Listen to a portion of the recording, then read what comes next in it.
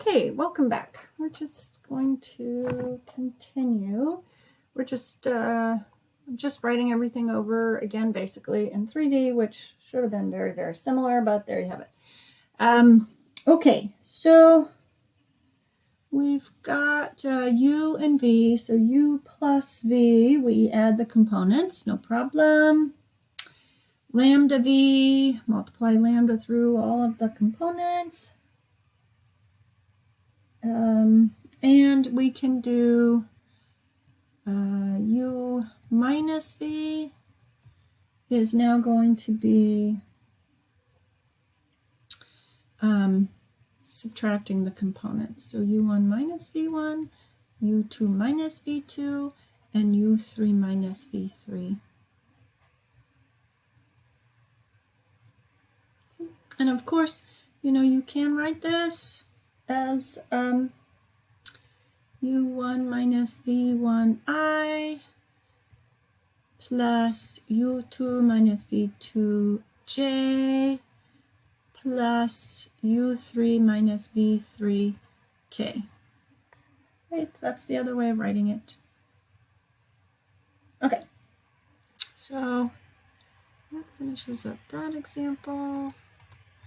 Let's do another example. So we have something like this. What are the components of vector V with the magnitude of V equaling 9?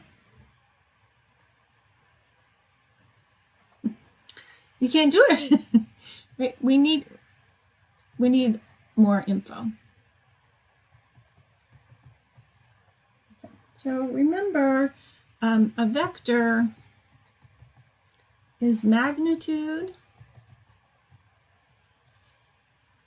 That's the magnitude is 9, and it is also direction. So we need a direction. So the other way we can present information for a vector is by giving the angle. Right, so we can give you this, theta, and suppose theta is 45 degrees. Good. No problem. Okay, so now what do I do with that information? Let's just go to a different color. So remember, this drops down here, right? And I know my magnitude is this length, so my magnitude of V is right here. Got that. I have theta. So I should be able to determine what this height is. Right? So remember,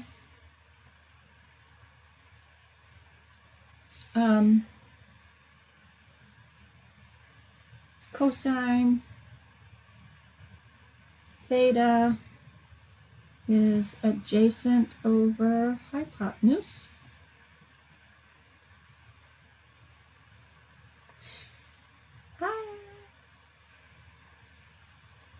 Which says that the adjacent side is the hypotenuse times cosine theta. Oh, okay. So I know what this piece is right here. Here's the adjacent side, right? And I'm going to scroll down. There we go. Okay, so that says that my adjacent side, I know what the hypotenuse is. It's the magnitude of V times cosine theta. So this piece right here, this is magnitude of V cosine theta. Okay, so what's the other one I have? Sine theta equals opposite over hypotenuse, which says that the opposite side is equal to the hypotenuse times sine theta. But I know what the hypotenuse is. That's magnitude of V. So I get that this piece here is the magnitude of V times sine theta. Okay, so now, oops, I have a little bit more information. All right, so we can write v as, let's just do this, v times I plus v2 times j. Okay. All right, so this is the component in the x, this is the part, the whole thing is the component, but this is the piece in the x direction. X direction. So I know what that piece is. That is magnitude of v times cosine theta I. And this is the coordinate in the y direction. So that is magnitude of v times sine theta times j. And that will give me 9 times cosine 45 degrees I plus 9 times sine 45 degrees j. Which of course, that gives us root 2 over 2 I times 9 plus 9 root 2 over 2 times j. Okay, so these are our components.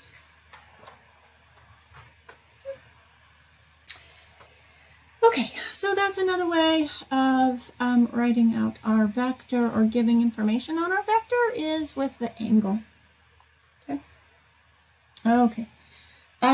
What other things do we need in this section? We need the idea of a unit vector. And a unit vector has magnitude equal to 1. So typically, a lot of times we write u for unit vectors, and it's going to be our whatever vector we have, and you divide by the magnitude of v. Okay. So that's unit vector. Okay, so let's see.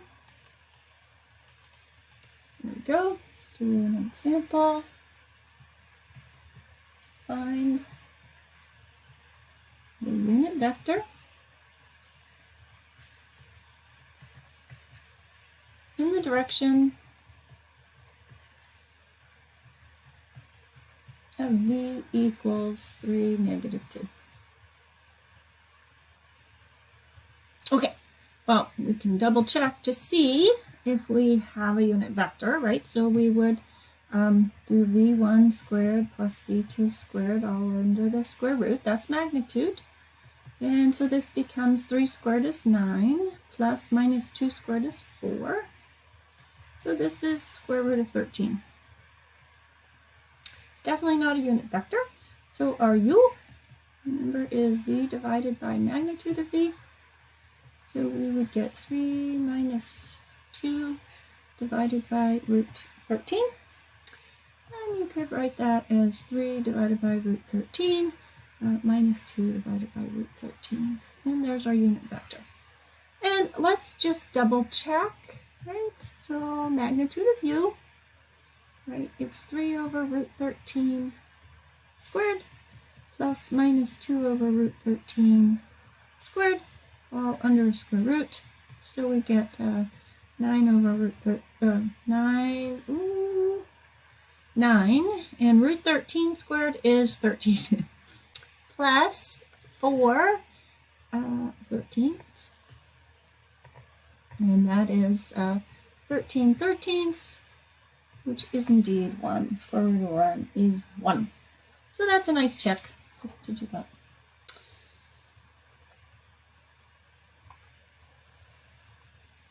Okay.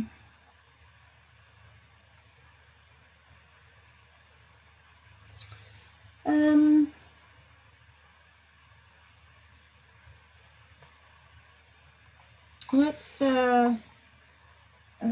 just look at another example here. Suppose v equals I plus 3j plus 2k. W equals 2I plus 6j plus 4k. P equals 1/2 I plus 3/2 J plus K. PQ, just call it Q, vector Q, minus 3I minus 9J minus 6K. And R equals minus I minus 3J, that's an R, minus 1/2 K. And the question is V parallel, is V, vector V, parallel to any of the other vectors? Right, is it parallel? So, I would notice that this is 2, 6, 4, which we could pull out a 2 and get 1, 3, 2, and 1, 3, 2. That's V. So this is 2V. So they're parallel. So that's my little symbol for parallel. I don't want to write it.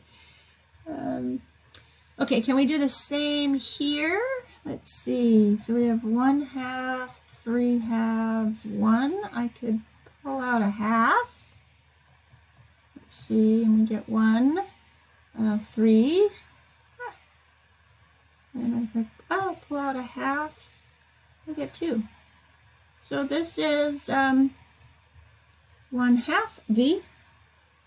So this is parallel to V.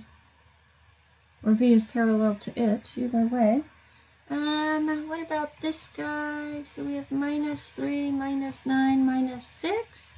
Pull out a negative 3, we get 1, 3, 2. Oops. Right, so this is minus 3 times our vector V. So it is also parallel to V. What about this guy? Minus 1, minus 3, minus 1/2. Well,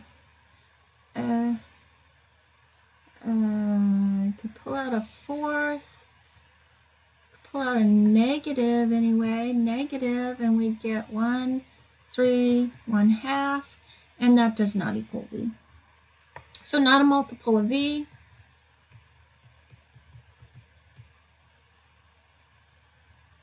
Of our vector V, so not parallel.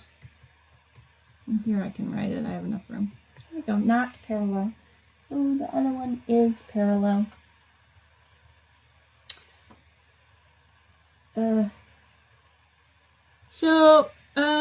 There's a couple problems in your book. So U is vector, see, from point P 1, 3, 2 to Q 2, 12, negative 9. And how do we go from P to Q, right? So the X is going from 1 to 2, so we walked 1 unit in X direction, because it's the positive X direction.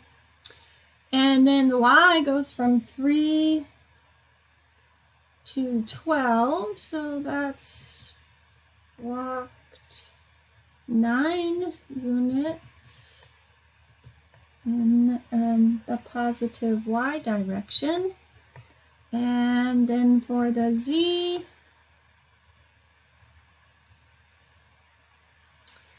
we walked, I suppose you could go minus 11 units in Z direction. This would be down because it's negative. And I'm pretty sure that we are now finished with 13.1. Isn't that exciting? So I'll get this posted and we will start the next section shortly.